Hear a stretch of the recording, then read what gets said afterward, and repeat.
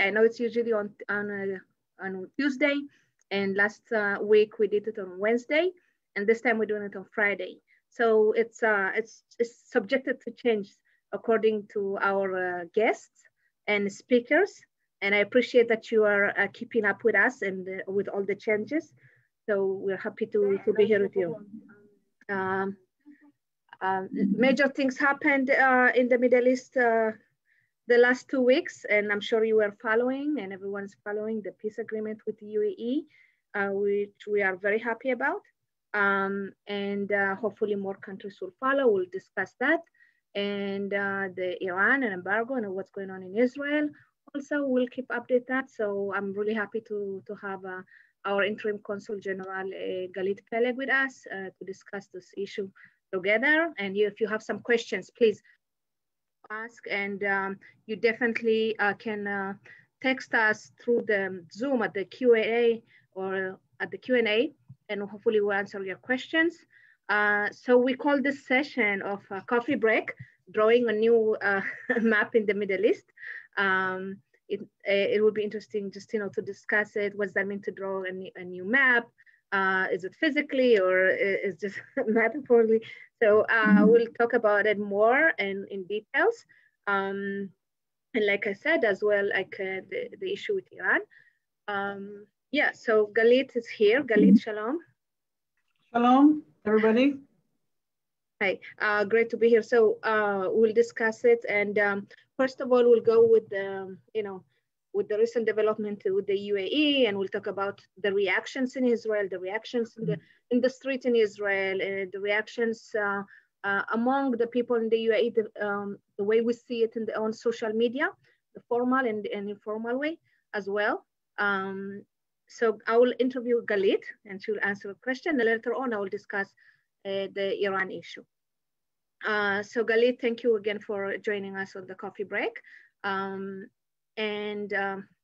can you tell us about this excitement about the peace agreement with the UAE? Yes. First of all, where's the coffee, by the way, Kasa? I'm just joking. It's really great to be here again, with or without coffee, it's fine. With a great audience and great host. Thank you for having me here today again. Yes, Kasa mentioned that there are many events that occurred in the last week, and I will definitely want to refer to the peace agreement because it's a really special event, even beyond the actual just being the peace agreement. Israel, since its foundation, since its establishment, was always reaching its hands to its neighbors for peace. We were fortunate enough to sign already 2 peace accords, one with our neighbor, our biggest neighbor actually, in the south, Egypt. And the other one is our neighbor, which has maybe the longest border with us, which is Jordan. And last week we signed the 3rd agreement with Emirates, with the United Emirates. The significance of, or maybe the uniqueness of this agreement and the difference between the 2 previous agreements is that in the past, the language was always between Israel and the Arab neighbors is land for peace. Israel will get peace and will have to give up land. This is the first time that we sign an agreement with a country that doesn't have borders with us, doesn't have territorial demands, and it was declared right from the beginning that it's going to be peace for peace. The meaning of it, that immediately with the announcement of this agreement, you can see the reactions from the level of the civil society as much as from the leadership. You can see reactions in the streets of United Emirates. I think that the amount of mutual greetings between Israeli citizens and Emirate citizens on social media, on Twitter, on Facebook, on Instagram, on other social media platforms, it was really amazing. Now, if we, what was the meaning actually? In the past, we were always told that, okay, we've signed a peace agreement, but normalization will come later on with different or additional conditions. While this agreement, right from the beginning, it is very clear that the idea of this agreement is to create trade agreement, to create economic agreements, to create tourism agreements, cultural agreements that really both peoples can share and celebrate this peace, like we know peace agreements in, let's say, in America and in Europe between countries that you have along your borders, and Israel never experienced that. So while we are very happy about it, here in Israel, usually they say that the peace in the Middle East, the peace agreement with Egypt or with Jordan, those kind of things. So they say that it's more government to government and people to people. It's not really happening, and there is no engagement. There is no communication between, just a simple person, just people to civil to civil. So I would like to ask you, what's so different about this peace agreement nowadays? I think that the difference is actually in two levels. One level is what I mentioned, is the fact that it's really in the level of people to people, and we had exceptional reactions from the people themselves. That some of them were really touching, like a little girl from the Emirates playing the Israeli national anthem on the piano and sending a message of peace, like leaders sending very warm messages, leaders from the Arab world. I think that really the understanding that very soon Israelis will be able to go to visit the Emirates, and citizens from the Emirates will be able to visit Israel and to really share and celebrate this agreement. The other thing that is different is we can see the reactions from the region to this agreement. I think that the main thing, and according to these reactions, we can see, and that's why we call this meeting drawing a new map in the Middle East. What does it mean? If you look at the map, and I was trying to show it, but I had some technical disabilities, I would say, about myself, and I'm sorry, that between Israel and the United Emirates, you have a very, very big country, which is Saudi Arabia. And around it, you have small countries like Bahrain and Oman and Qatar. And if in the past, they were suspicious every time an Arab country tried to do something together with Israel, they were immediately condemned. Now you can see by the reactions that the map of the Middle East is changing, in the sense that if in the past it was Israel against the Arab world, today the moderate countries in the Arab world understand that we have much more in common than the opposite. Unfortunately, one of the common things is the threat from Iran, because Iran is threatening all the countries in the region. What we can see is that today the division, instead of Israel on one side and the Arab world on the other side, you see the countries that are seeking for stability and peace in the Middle East, those who are trying to connect with Israel, some of them officially, sometimes semi-officially, and those who are constantly threatening the stability. Fortunately enough, the number of those who are seeking to threaten stability are getting smaller and smaller. The number is getting smaller and smaller. If we look at this agreement exactly, and let's look at some of the reactions from the region, so we can see that from Bahrain, immediately they were greeting our disagreement. Oman published from the office of the Sultan. They published blessings and said the disagreement will bring to peace in the Middle East. Oman I mentioned. Jordan and Egypt, of course, supported it. Even Saudi Arabia, they didn't publish officially a positive reaction, but we could see in the journals, in the newspapers, important journalists writing about the positive outcome of this kind of agreement. On the other hand, who were the ones that attacked this agreement? First and foremost, Iran. They don't like this kind of countries that are becoming a one front against their aggressive behavior. And you can see in Lebanon, the leader of Hezbollah immediately attacked the agreement.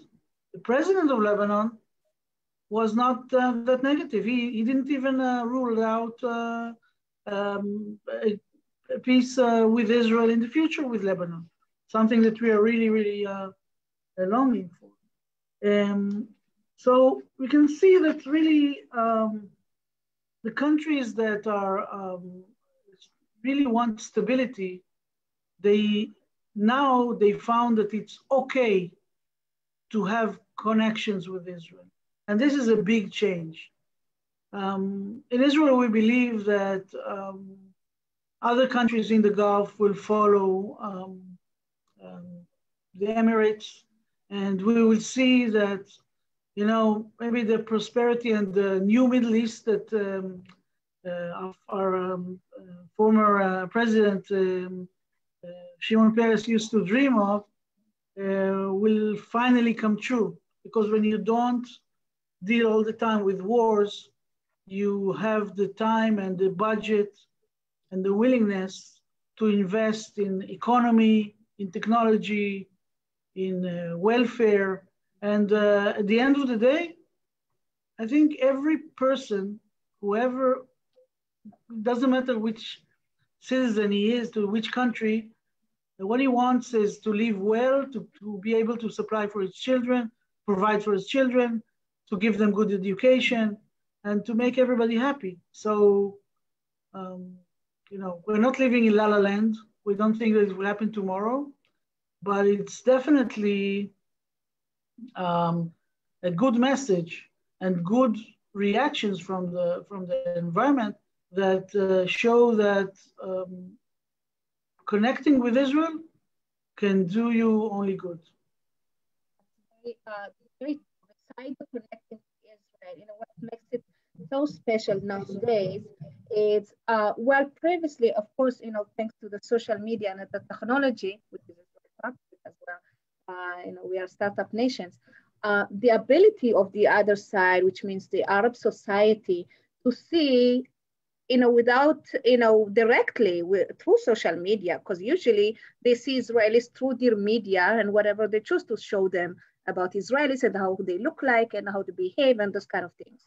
Nowadays, there are more educated people, younger people that have more so on social media all the time, Twitter, Facebook, Instagram, you name it.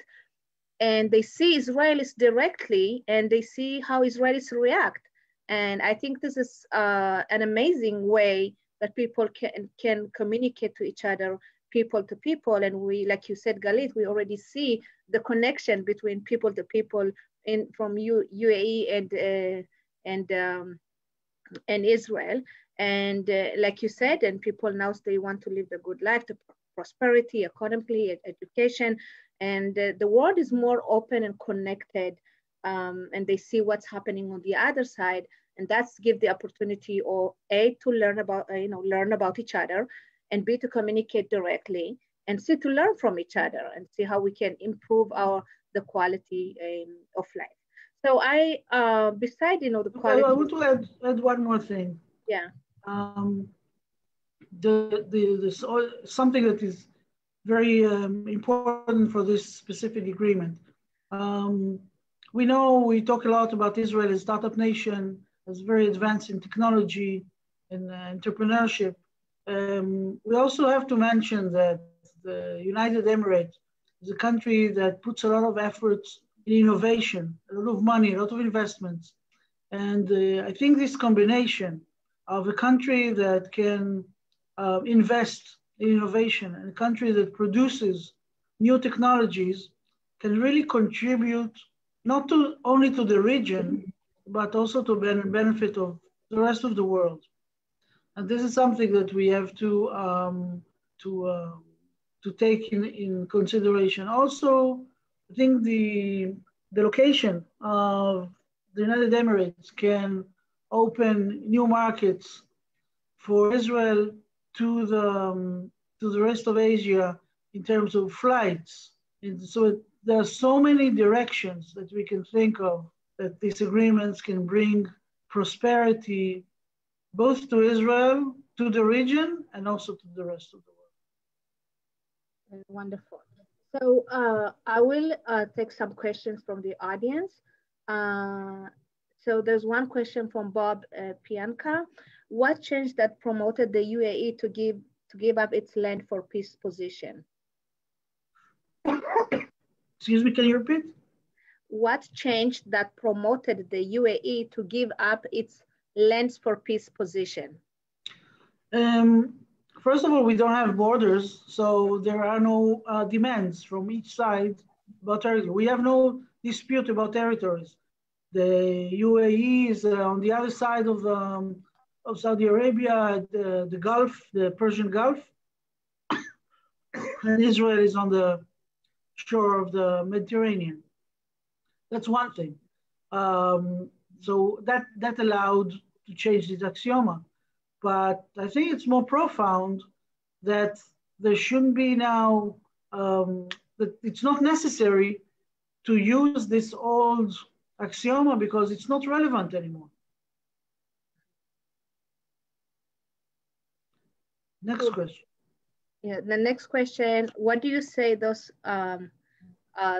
those in Israel and diaspora Jews who say this is a deal with the devil and that Israel sold out the annexation process and forgot those living in those areas?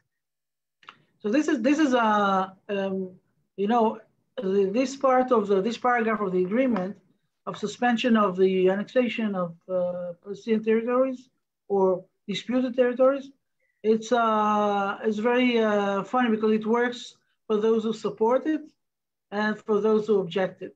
Those who support it, the agreement, it makes it easier for them. Like we heard the Secretary General of the United Nations mentioning this paragraph and didn't even mention in his speech, in his first speech, he didn't even mention the outcome of the announcement of the peace between Israel and the Emirates. He just announced that, the suspension. So he took it to this side. Those who object the agreement from the Israeli side or from the Jewish side, they say that it's like the government sold the Jewish territories on behalf of this or to get this agreement. Israel stressed several times that the word suspension is mentioned in the agreement, and it didn't give up, it's suspended. That means that it can be again in the picture. I think American ambassador mentioned it as well. That the word suspension was elected on purpose because it means that this is not final. That's what I would say to people that say that.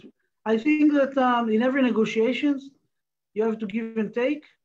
You have to once you write this suspension, you don't close the door for the next generations to continue negotiations. But I guess they had to decide, at least for now, to do it in order to get the other benefits. And I think that I mentioned some, but I think there are a lot of benefits for this agreement.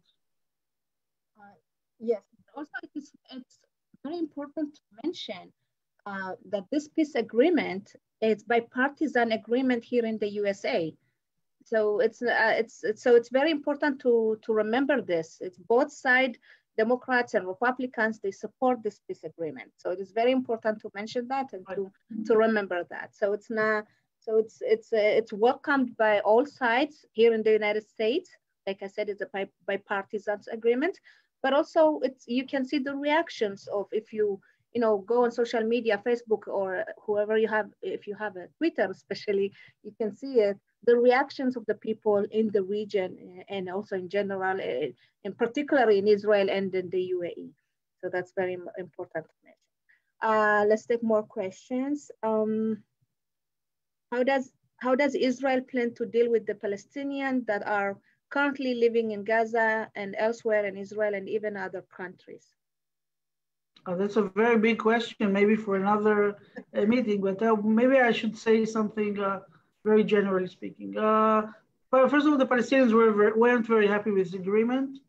Obviously, you know, a former foreign minister, Abba Eban, said once that Palestinians never miss an opportunity to miss an opportunity. Right. So maybe it's also important to mention it here. They don't like any agreement that doesn't include them. They don't, unfortunately, because if they were trying to be a part of this process, they could benefit a lot. I think Israel is going so much trying to really take into consideration every settlement, every agreement, to take in consideration the well-being of the Palestinians. But in order to be a part, they have to come and sit on the negotiation table. As long as they refuse to negotiate with Israel, as long as they come with precondition to every opportunity to try to negotiate, so they blocked themselves actually. Now, what's going on currently in Gaza? We all know that Israel is not in Gaza anymore. We all know that Israel is allowing humanitarian aid to go and food and fuels going into Gaza. And the ones who are actually in charge of the well-being of the people there are the Hamas. Hamas, they are totally independent there in Gaza. They don't listen to the Palestinian Authority in Ramallah. So we are not getting involved in the Palestinians' life. What we are trying to do, the opposite. We're trying to make them take control of their life and leave us alone.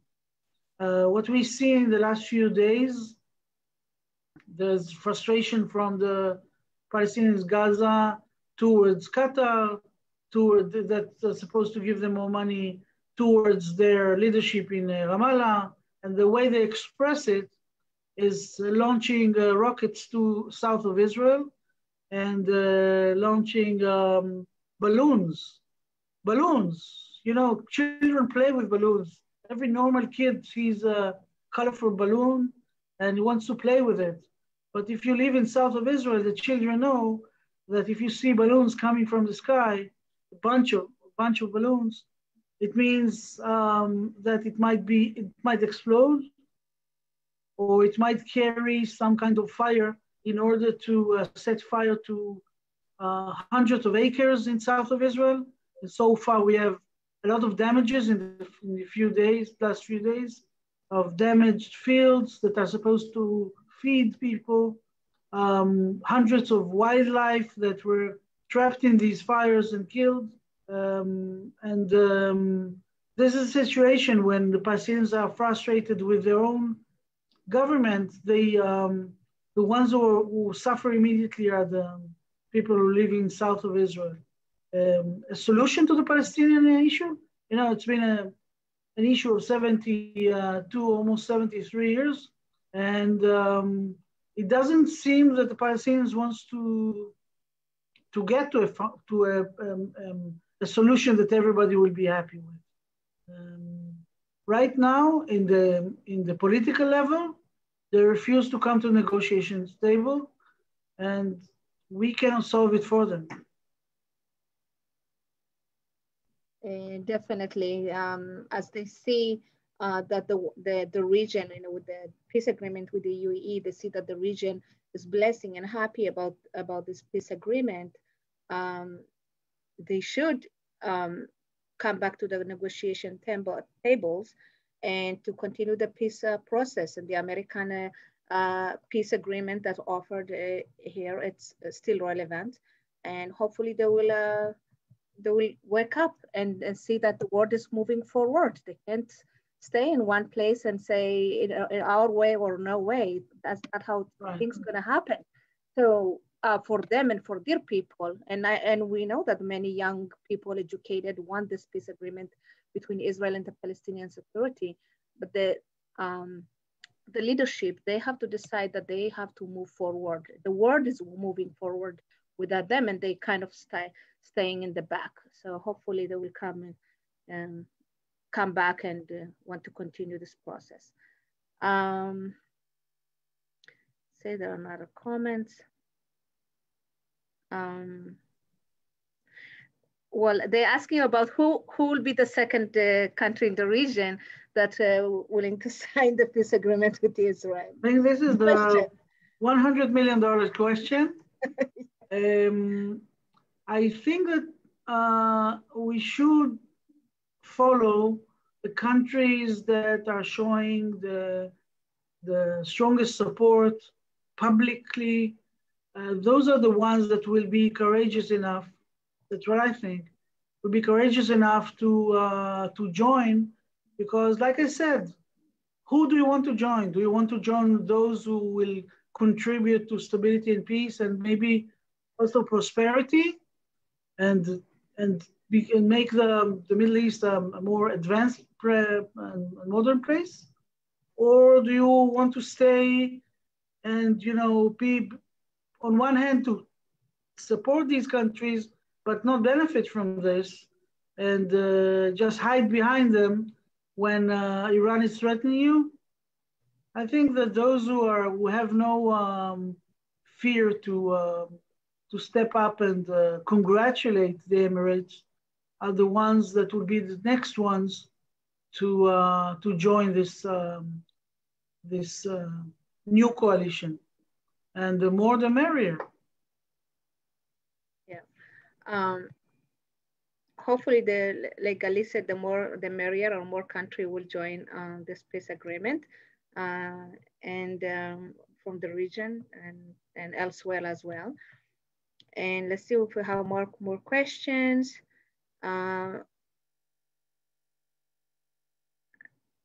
Okay, where they ask why Israel is allowing this terror to continue from Gaza. Allowing the terror from Gaza. It's not that Israel is allowing, but Israel is a country. It's a democratic country, and it's obeying international law. On the other side, we have a terror organization that is controlling the strip, and we don't find the same measures. We don't kill civilians on purpose. We're trying to find our targets, to focus on very specific targets that will not cause, collateral damage, what we call. We're trying to avoid that. Every time that Israel is exceeding from this, in spite of all these really precise measures, it gets horrible reactions from the rest of the world, and we don't compare ourselves to this organization, so we cannot fight them like they fight us. They send these rockets and balloons and whatever into civilian areas. They don't care where this balloon will explode or will put fire on. Last week there was a house in Sderot that the rocket just missed it, and I think like 3 feet from the living room of a family. They don't care. They don't care killing their own people in the name of the cause. They will send children to fight. They send women to the front, and we are too responsible not only for our people but also for their people. You know, if I quoted the Abba Ibn, so maybe I should quote Golda Meir now too. She said once that she said it generally about the Arabs, but she said once they will love their children more than they hate us, then there will be peace. So maybe when Hamas will love their children more than they hate Israel, we will be able to have peace with them. But so far, they are acting like terrorists, and we are acting like a responsible country with armed forces. So we use our Air Force as a reaction to their terror attacks, and we're trying to bomb just military targets. And it's not easy because they're hiding in schools. We saw it every time there was an operation in Gaza. We saw how they're hiding the rockets under the mosque, under schools. They're launching from very, very packed civilian neighborhoods. You can't bomb them when they're surrounded by civilians. They are hiding in ambulances, and they have no red lines. We cannot act like them. We're trying to attack their headquarters. We're trying to attack their equipment, but we cannot just do what they do. And that's why maybe we're not managing to stop it completely. Yeah, and like you said, Galit, the fact that they're using civilians as a human shield, it's unfortunate. That must be said as well. There's another question that's taking us back to the peace agreement with the UAE. There's a question asking what collaborations can we look forward to see in the future between the two countries, besides the economic one? Besides the economic? Yes, or in addition, or in addition to economic. I think something that we don't elaborate too much, but I believe the security collaboration, because of the location of the Emirates vis-a-vis Iran. So they would expect us to help technologically. We will expect them to help us in terms of location, etc. So that's one aspect, the security. The other aspect is really everything that has to do with well-being. Like I said, the economic is very strong, but in different walks of life, because if Israel will have or has good research of medicine and medical equipment, and the Emirates can invest in that to benefit the world. So this is one area. It can be other technologies. It can be biotechnologies. It can be tourism. Israelis are already packing. I don't think the people in the Emirates understand how much Israelis like to travel. And people are already looking for flights. Right now, it's a little difficult to fly because of the COVID-19. So the airport in Israel is not working full time, but Israelis are already packing their suitcases and looking to see how they can visit the Emirates and what kind of food they can eat there and where they can stay. And they heard about the luxurious facilities for tourists in the Emirates. And they are very keen to go and see places that they couldn't before with Israeli passports. Right, and definitely just 3 hours flight from Israel to UAE, and it's make it easier for Israelis not only to visit the UAE, but also the ability to travel from there to other places, and makes the trip a little bit shorter and easier. Definitely benefits both sides, and like you said, in terms of economy, technology, and everything, and prosperity just in general, to make life easier and healthier as well. See if there are more questions. If not, we're going to move to the other subject, which is Iran. No, I don't see any other questions. Thank you everyone for your questions, great questions, and that enables us to discuss the peace agreement issue in more depth and to give more information. Now we're moving to the other subject, which is Iran.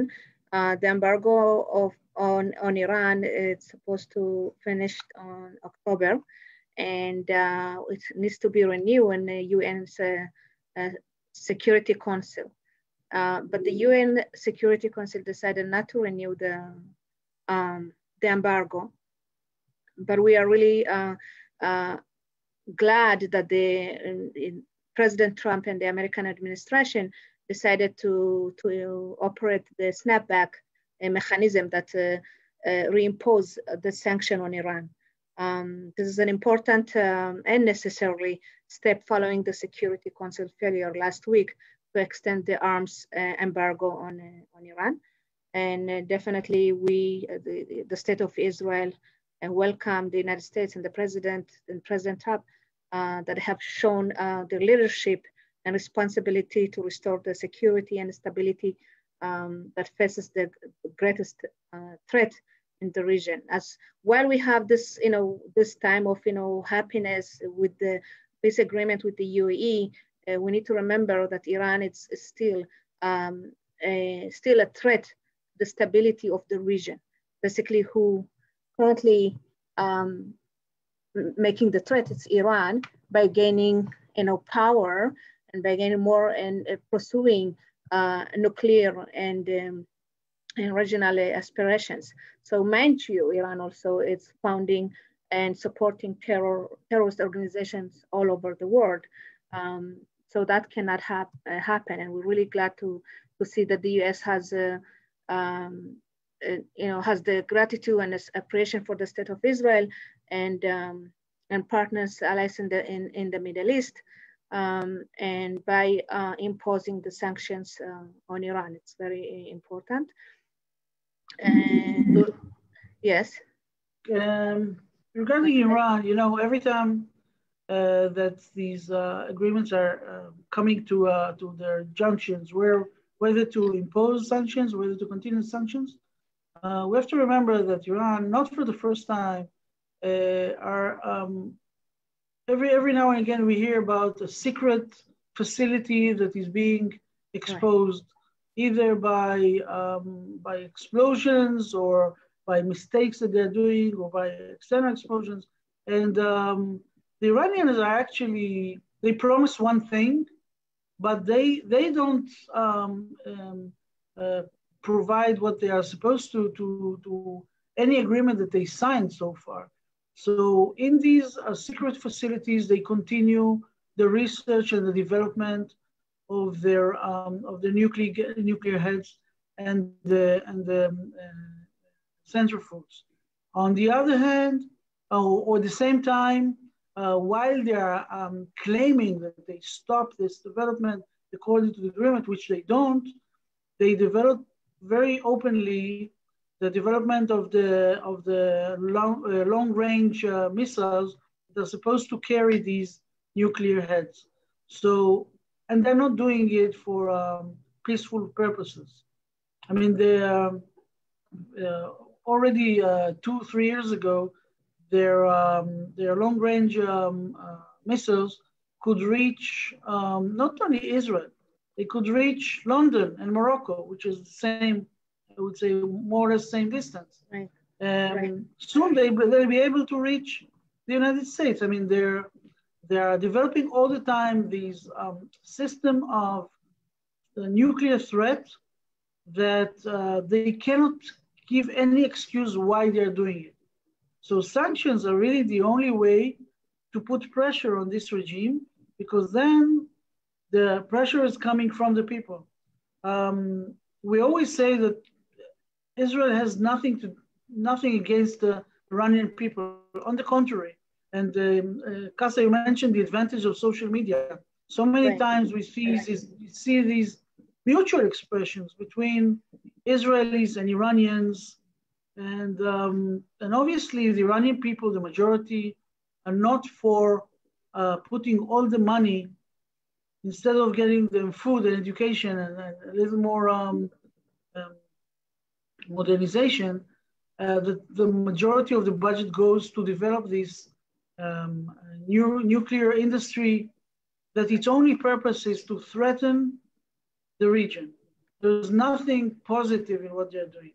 So any excuse that they come with is not valid.